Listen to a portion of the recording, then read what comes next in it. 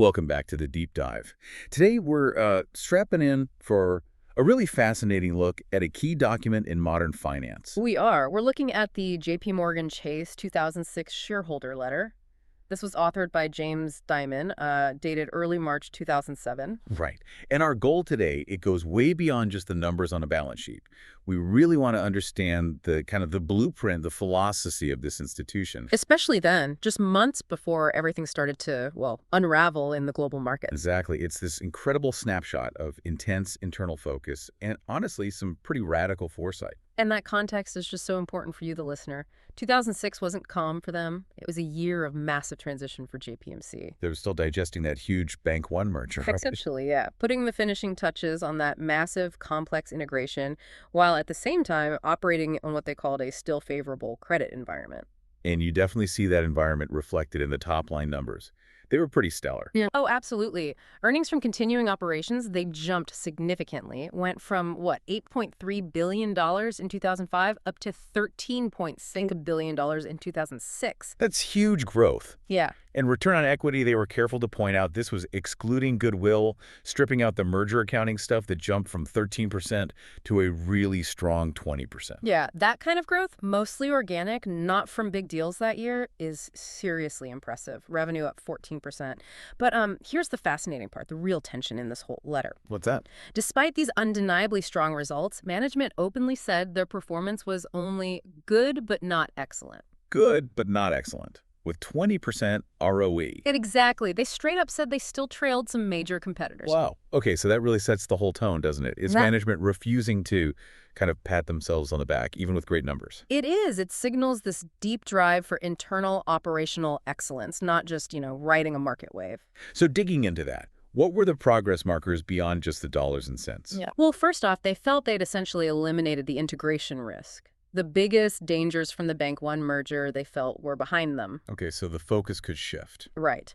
From just integrating to really optimizing. And that optimization, culturally, hinged completely on collaboration. Ah, collaboration. The letter's pretty blunt about what they were trying to stamp out, isn't it? It really is. They talk about increasing management discipline, boosting collaboration, and explicitly avoiding, quote, destructive politics, silly game playing, and selfish arguments about revenue sharing. That's management speaking very directly about basically cutting out the internal friction to serve the client better. Precisely. The core idea was the firm needed to be one unified franchise, not just, a bunch of separate kingdoms fighting each other. So how do they tackle that? Give us an example. Okay, a perfect one is the creation of the corporate bank. Think about how it often works, right? An investment banker leads a relationship, even if the client mostly needs, say, cash management or custody services. Right, which benefits the investment banker's metrics, maybe, but not always the client or the whole firm. Exactly. If the client needs 10 things, but the main contact only sells 3, well, you're leaving business on the table. So the corporate bank, how did that fix it? Sounds like just adding more managers. It seems counterintuitive, but it was strategic. They brought in dedicated corporate bankers. Their whole job, orchestrate the entire client relationship, like air traffic control. Ah, okay. So their incentive wasn't pushing one specific product. Nope. It was about running coordinated client reviews, planning accounts, making sure the client got the best of everything JPMC offered. And this wasn't just, a nice idea. The target was concrete. Add hundreds of millions in revenue through better cross-selling. And that synergy focus, it seems like it drove huge results in places you wouldn't expect, like linking up mortgages in the investment bank. Oh, absolutely. Historically, those units, home lending and the IB, might as well have been on different planets. In 2004, almost 0 mortgages from home lending were sold via the IB. Okay, so negligible connection. Right. But fast forward to 2006, that collaboration was humming. The investment bank sold, get this, 95% of the $25 billion in non-agency mortgages that home lending originated. 95%. That's a staggering shift. Yeah. How did that benefit home lending's customers? It allowed them to offer basically better product breadth and pricing because they had this powerful distribution channel internally. And here's the detail that just jumps out. Given the timing, March 2007, they proudly state home lending kept its high underwriting standards. Yes, they explicitly decided not to underwrite negative amortization loans or those option ARMs. The really risky stuff that blew up later. Exactly. The products that let borrowers delay the pain. JPMC consciously avoided them even when competitors were diving in. Yeah. That tells you so much about their discipline. Stability over chasing dodgy high-margin volume. That's the theme. And you see it again in retail and card services. They line everything: product design, IT, branch staffing. And the result. Over 1 million credit card accounts opened through retail branches in 2006. That was up 74% from the year before. And it wasn't just spamming offers, was it? They were smarter about it. Much smarter. They used their own retail banking data proprietary knowledge to offer instant pre-approved credit with better pricing. They knew the customer already. Better underwriting, smarter selling, basically. Right. And what's fascinating is how these wins just ripple across the firm, like the commercial banking group. They use the merger to introduce their clients to investment banking services. And that generated. Over $700 million in IB revenue in 2006 alone. That's a 30% jump from 2005. The merger provided the capability, sure, but it was the collaboration that made it actually happen. Okay, so the internal machine is starting to hum, working together. What comes next? Investing for growth. Exactly. But growth with a very specific caveat. They called it real sustainable growth. They explicitly warned against, quote, stretching for growth by reducing underwriting standards. Discipline again. So where do they invest specifically? In quality relationships, basically. 125 new retail branches, 900 more salespeople focused on specific client segments, 65 new private bankers for the ultra-wealthy. Targeted stuff. And while they're spending on the front end, what about the back office? The infrastructure. This is where it gets really interesting. They were doing both at once, investing heavily in people and branches while waging war on internal inefficiency. That's tough to pull off. What kind of efficiency gains are we talking? Consolidating huge platforms and global wholesale loan systems, retail deposit systems, building 6 new data centers for future needs.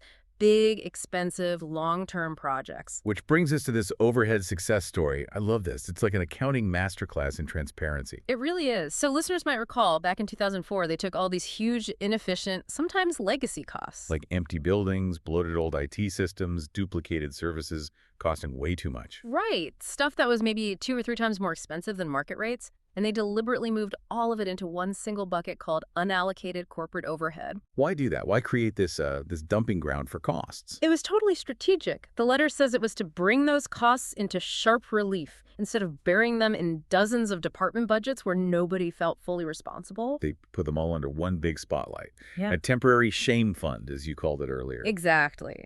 By isolating the waste in one public, undeniable number, they forced accountability and set really aggressive targets to get rid of it. And the results were dramatic, right? Absolutely.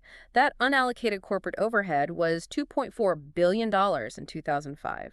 They chopped it down to $750 million in 2006. Huge cut. And the target for '07. Get it down even further, aiming for somewhere between $200 million and $400 million. This wasn't just hoping costs would go down. It was an active, visible project to root out waste. So once they've wrung out a lot of that inefficiency, where does the focus go? It shifts from just pure cost-cutting to overall productivity, getting more high-quality revenue from the people and systems they already had now that they were leaner. And the investment bank example here is fascinatingly counterintuitive. You mentioned collaboration earlier, but here they're actually looking at individual workloads. Right. They figured out their U.S. bankers were actually covering too many clients. Too many. How does that work? Well, it meant attention was diluted, and the product penetration, how many different services each client used, was too low. Okay, wait. Reducing the number of clients per banker, doesn't that mean you're actively choosing not to pursue some potential short-term business? How do you justify that? That's the definition of strategic discipline, isn't it? They weren't optimizing for the next quarter's results. They were optimizing for the long-term value of each relationship. So the calculation was fewer clients, but deeper relationships. Exactly. Deeper attention, better execution on fewer clients would, they calculated, generate way more business over time than just superficial coverage of a massive list. So the client gets better service, the banker sells more products eventually, and revenue goes up sustainably. Makes sense. It's playing the long game. Okay, so they've fine-tuned the internal machine, discipline, collaboration, efficiency, productivity. But banking isn't just internal, right? What about the outside world? What were they seeing coming? And this is where the letter shifts and the tone gets, well, very serious. It moves to risks. They felt good about their internal risk management, though, Mm. reducing private equity exposure, things like that. Yeah, they highlighted reducing private equity down to a, quote, comfortable 9% of tangible equity, way down from over 20% back in 2003. So internally, yes, but they never, ever took their eye off the big one, the credit cycle. They knew a downturn had to come eventually. They were actively preparing for it, planning for the inevitable return of recessionary conditions. And there's that quote they used, looking back now, it's just chilling, released March 2007. Right. They said current credit losses were, quote, extremely low, perhaps among the best we'll see in our lifetimes. Wow. Think about that. March 2007. It's like they could hear the clock ticking down to the GFC. Yeah. It wasn't just seeing it, though. It was the planning. They were getting ready for things to go back to the long-term historical average for losses. And they put a number on it. They did. They estimated that when the cycle turned, total credit losses could spike by as much as $5 billion over time. And that would likely mean needing to proactively build up loan loss reserves. So the key insight isn't just that they saw a storm coming. No, it's that they were optimizing everything internally in preparation for that storm. Operational discipline was their ultimate risk management tool. Which brings us squarely to subprime mortgages. They had a view on that, breaking it down into the good, the bad, and possibly the ugly. That's a good way to put it. The good was their own internal discipline. We mentioned it. Strict standards, avoiding those option ARMs and NEGM loans. And they sold off most of their 2006 subprime originations, right? Even though they generally prefer to hold mortgages they wrote. Correct. They actively sold substantially all of them into the market, reducing their own direct exposure. Okay, so that's the good. What was the bad? The bad was that even with their stricter standards, they were already seeing default rates coming in higher than they'd predicted. Oh, yeah. Yeah, so they immediately tightened certain underwriting standards even further. They figured their own losses would be manageable, maybe $150 million, but that wasn't the main worry. The main worry was the ugly part, the system-wide problem. Exactly, the possibly ugly. They voiced deep concern about the sort of ripple effects of the industry's excesses, the widespread mismanagement across the whole mortgage market. What specifically worried them? They saw that the necessary tightening of standards, which was already starting everywhere, would inevitably lead to more foreclosures, a big drop in home sales, and, crucially, a fall in home values across the entire market. They saw the systemic risk clearly. Understanding that even if your own house is in order, the whole neighborhood could still burn down. That's impressive foresight. It really is. Exceptional leadership looking beyond just their own balance sheet. Shifting gears a bit, the letter also spends a good amount of time on things like corporate social responsibility, CSR, and longer-term planning. It wasn't just about the immediate P&L. No, definitely not. It shows the kind of breadth you need at that level. They specifically highlighted major environmental steps they were taking. Like what? Well, actively using their capital to help the shift to renewables. They raised $1.5 billion in equity specifically for the wind power market. They'd invested in 26 wind farms since 2003. So financing green energy. What about their own footprint?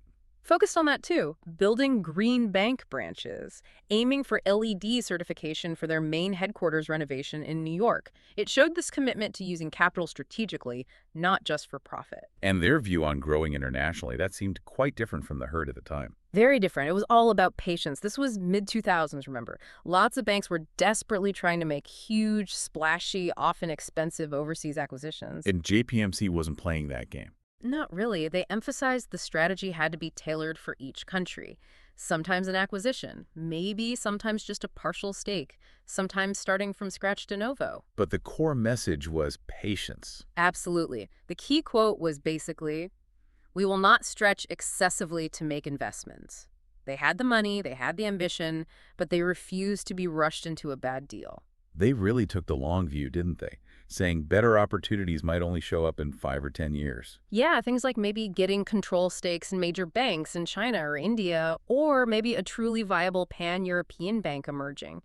That willingness to wait, to prioritize getting the internal house right first, that's rare. And that long-term thinking, it extended right down to how they paid their people, especially senior management. Oh, completely. Aligning management interests with shareholders was critical. The structure was tough. Senior execs got half their bonus in restricted stock units that vest over time. Standard enough. But the kicker was the holding requirement, right? That was the real commitment. Detail that for the listener. Okay, so senior management had to hold on to 75%, three-quarters of all the stock they acquired through compensation until they physically left the company. Think about that. That's not just about keeping talent around. It's a massive check against taking crazy short-term risks. If most of your personal wealth is locked into the long-term stock price, you make different decisions day to day.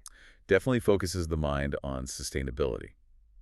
And they didn't just focus on the top brass for ownership, did they? No, and this is a nice touch. They made a real effort to push ownership deeper into the ranks. They understood alignment matters for everyone. What did they do specifically? They made a special contribution worth about $400 in JPMC stock directly into the 401k accounts of eligible lower-paid employees. Just a direct stock grant to thousands of employees. Yeah, that one action created something like 17,400 new employee shareholders. That sends a powerful cultural message, We're all in this together. So, pulling this all together, what does this 2006 letter really teach us? For you, the listener, what are the big takeaways? Well, I think it's just a master class in management discipline and looking ahead. The takeaways seem pretty clear. First, that strategic internal alignment, getting everyone pulling in the same direction through collaboration, drives way more value than internal fighting. Right. Second, that kind of rigorous accountability, like that overhead shame fund we talked about. Yeah. You need that for real efficiency. It has to be visible. Exactly. And maybe most critically, being transparent about the external risks, like the credit cycle, and combining that awareness with deep operational preparation. That's the ultimate form of risk management. It's not just hoping for the best. Prepare for the worst while optimizing for the best, basically. You got it. Okay, so final thought to leave our listeners with. Something provocative based on this letter. Yeah, I think if we connect this back to the bigger picture of strategic strength in finance, there's a really powerful conclusion in the letter itself. Diamond states flat out that their prospects are good without any major acquisitions. Even with all their capital and capability. Right. And that they're patient. They chose, quote, not to squander their ability to execute a merger on a bad transaction. So the provocative thought for you to consider is this. How does that kind of radical patience, prioritizing internal excellence and disciplined waiting, especially when the whole culture around them in the mid-2000s was about instant gratification deal-making, how does that define true strategic strength? What does it really take for a giant cash-rich institution to just say no, potentially for 5 or even 10 years, to tempting deals? That's something worth mulling over.